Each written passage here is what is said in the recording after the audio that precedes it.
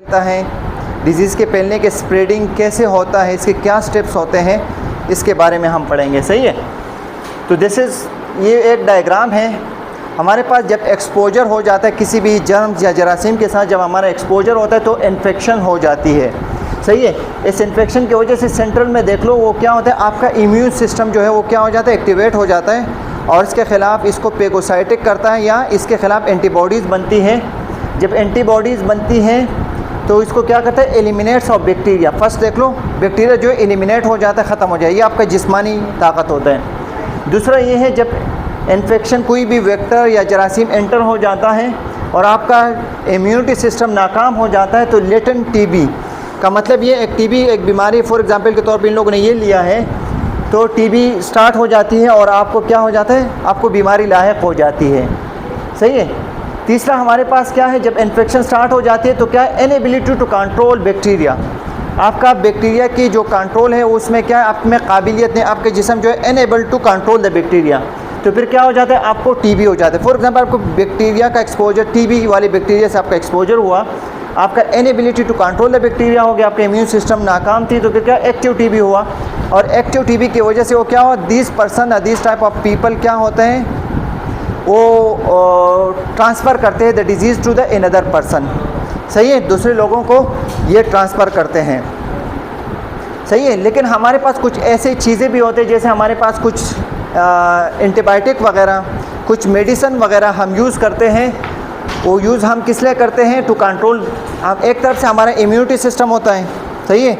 Immunity system के साथ साथ फिर हम कुछ एंटीबायोटिक भी यूज़ करते हैं। मकसद क्या होता है, to control the invading type of antigen, to control the invading type of what, to control the invading type of germs, जो जरासीम होता है इसको कंट्रोल करना होता है। लेकिन जब वो नाकाम हो जाता है फिर क्या हो जाता है, आपको टीबी लायक हो जाती है। सही है।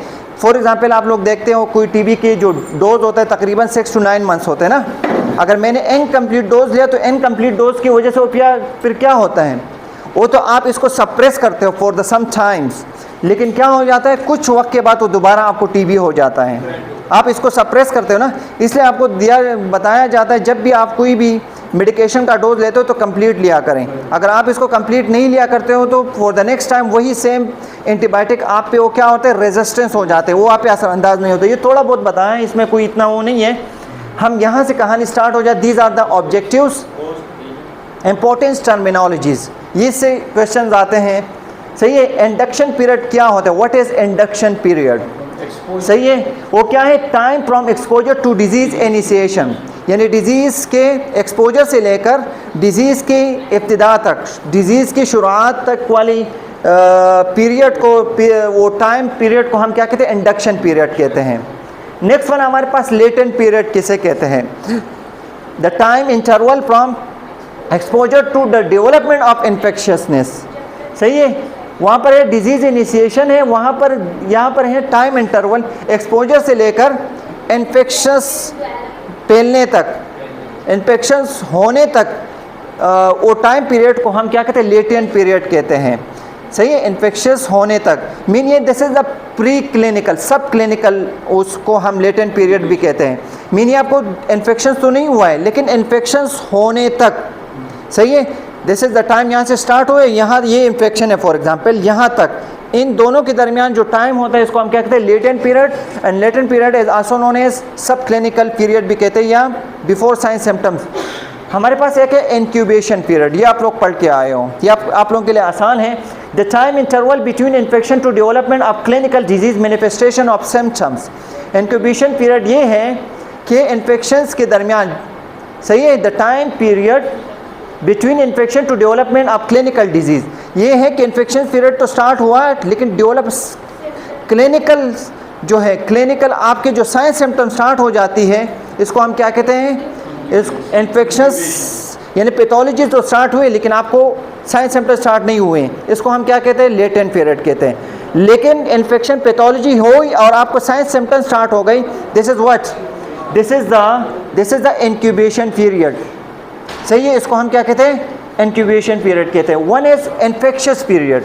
इन्फेक्शियस पीरियड इसमें लिखा हुआ है, वो क्या है, the time during which the host can infect another susceptible host. Infectious period उसको कहते हैं कि वो क्या करते हैं, वो ससेप्टेबल होस्ट को क्या कर सकते हैं, इन्फेक्ट कर सकते हैं। इसको हम क्या कहते हैं, इसको हम इन्फेक्शियस पीरियड कहते हैं।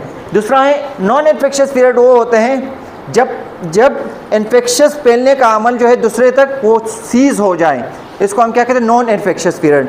सही है। फॉर एग्जांपल आपने देखे होंगे एक एक्टिव टीबी होते हैं, एक पैसिव टीबी होते हैं। तकरीबन आप 4 वीक्स तक का डोज जब लेते हो तो the active TB is become into what, passive TB.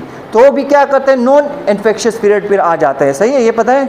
After 4 weeks का डोज जब लेते हो वो टीबी फिर फैलने के वो पीसीओ टीबी आ जाते हैं। वो those type of TB person is not able to spread their germs और ट्रांसफर टीबी टू अनदर। सही है, तो हम इसको नॉन इन्फेक्शियस पीरियड भी कह सकते हैं।